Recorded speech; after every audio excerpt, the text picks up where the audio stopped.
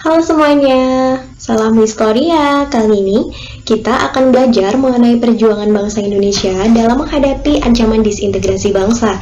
Nah, gerakan separatisme sendiri terbagi menjadi tiga, yaitu gerakan separatisme karena ideologi, gerakan separatisme karena kepentingan, dan juga separatisme karena sistem pemerintahan. Nah, beberapa pemberontakan terjadi di beberapa wilayah NKRI sendiri.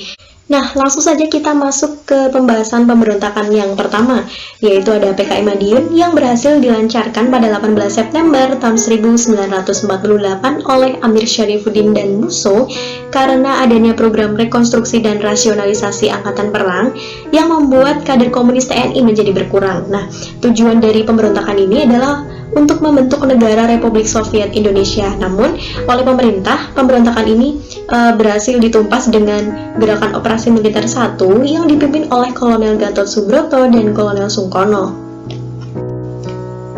Nah, langsung saja kita lanjut ke pemberontakan yang kedua, yaitu ada pemberontakan DITII atau Darul Islam atau Tentara Islam Indonesia. Nah, di sini saya membuat rumus untuk kita agar mudah memahami pemimpin yang melancarkan pemberontakan DITII di berbagai wilayah ini. Rumusnya adalah Kamu dan Ibnu Hajar. Kak yang pertama itu untuk Kartosuwiryo yang melancarkan pemberontakannya di Jawa Barat pada 7 Agustus tahun 1949 karena ketidakpuasan atas perjanjian Renville yang menyebabkan angkatan perang dari Kartosuwiryo ini harus berpindah dari Jawa Barat ke Jawa Tengah. Namun oleh pemerintah, pemberontakan ini bisa ditumpas dengan gerakan operasi Baratayuda dan dengan taktik pagar betis. Lalu kemudian yang kedua ada A untuk Amir Fatah yang berada di daerah Jawa Tengah dan pemberontakannya terjadi pada 23 Agustus tahun 1949. Nah, Amir Fatah melancarkan pemberontakan karena adanya persamaan ideologi antara Kartosuwiryo dan Amir Fatah sendiri. Namun, oleh pemerintah berhasil juga ditumpas dengan cara operasi militer gerakan benteng negara. Seperti itu. Nah, lanjut ke kata kunci yang ketiga, yaitu Mu untuk Kahar Muzakar. Nah, Kahar Muzakar melangsungkan pemberontakan di daerah Makassar, yaitu Sulawesi Selatan, pada 7 Agustus tahun 1953 dengan alasan KGSS ingin masuk APRIS. Nah, pemberontakan ini bisa ditumpas oleh pemerintah dengan melakukan operasi militer tumpas namanya. Kemudian lanjut ke kata kunci yang ketiga, yaitu Dan untuk Daud Bereh. Daud Bereh ini berasal dari Aceh dan melancarkan pemberontakan pada 20 Agustus tahun 1953 karena penurunan status Aceh dari wilayah provinsi menjadi karesidenan. Nah, akhirnya si pemberontakan Daud Bereh ini bisa ditumpas dengan musyawarah kerukunan rakyat Aceh.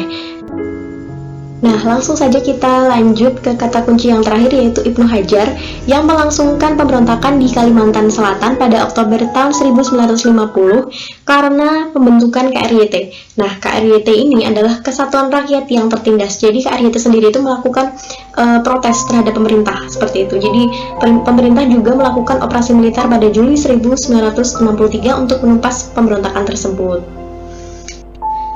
Nah, langsung saja kita lanjut ke pemberontakan selanjutnya adalah peristiwa 30 September yang terjadi pada 1965.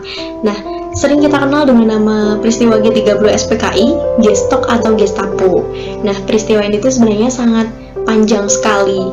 Walaupun begitu, ini masih menyimpan misteri yang sangat dalam, terutama mengenai siapa dalang-dalang dalam gerakan 30 September 1965, karena mengingat bahwa banyak sekali pahlawan revolusioner kita yang gugur dalam peristiwa ini. Seperti itu. Jadi para tokoh juga memiliki pendapat atau beberapa versi tentang siapa yang perlu dan harus disalahkan dalam peristiwa ini. Seperti menurut Nugroho Notosusanto dan Ismail Saleh, ini yang perlu disalahkan adalah PKI. Nah, dari teman-teman, kalian bisa mengumpulkan berbagai sumber tertulis dan sumber lisan juga boleh, mengenai fakta-fakta yang kalian tahu tentang peristiwa 30 September 1965. Baik, langsung saja kita lanjut ke gerakan separatisme karena kepentingan. Yang pertama ada APRA atau Angkatan Perang Ratu Adil. Nah, pemberontakan ini dilatar belakangi karena si pemimpin dari pemberontakan, yaitu Raymond Westerling dan Sultan Hamid II ini memanfaatkan kepercayaan rakyat Indonesia yang percaya kepada ramalan Jayabaya akan datangnya Ratu Adil yang membawa kemakmuran. Nah, pemberontakan ini terjadi pada 23 Januari tahun 1950 dengan tujuan untuk mempertahankan Pasundan dan sebagai negara federal sebagai tentara negara Pasundan. Namun, oleh pemerintah, pemberontakan ini bisa diatasi dengan operasi militer yang dilaksanakan tahun 1950. Yang selanjutnya adalah pemberontakan Andi Aziz yang tentunya dipimpin oleh Andi Aziz sendiri. Nah, motif dari pemberontakan Andi Aziz ini karena menolak kedatangan APRIS dari unsur TNI. Nah, pemberontakan dilakukan pada Maret sampai April tahun 1950 di Makassar, Sulawesi Selatan. Nah, tujuan Andi Aziz melakukan pemberontakan itu karena mempertahankan negara Indonesia Timur. Namun, oleh pemerintah, pemberontakannya bisa diatasi dengan melakukan operasi militer yang dipimpin oleh Alex Everett Kawilarang pada 15 April tahun 1950. Nah, selanjutnya ada pemberontakan RMS atau Republik Maluku Selatan yang dipimpin oleh Mr. Stephen Sumokil dengan latar belakang karena si Stephen Sumokil ini menolak terbentuknya NKRI dan penggabungan dari negara Indonesia Timur ke dalam wilayah NKRI. Nah, pemberontakan terjadi pada 25 April tahun 1950 dengan tujuan mendirikan Republik Maluku Selatan karena banyak daerah-daerah di negara Indonesia Timur itu setuju untuk masuk ke NKRI gitu. Jadi Stephen Sumokil tidak terima, jadi ingin mendirikan Republik Maluku Selatan.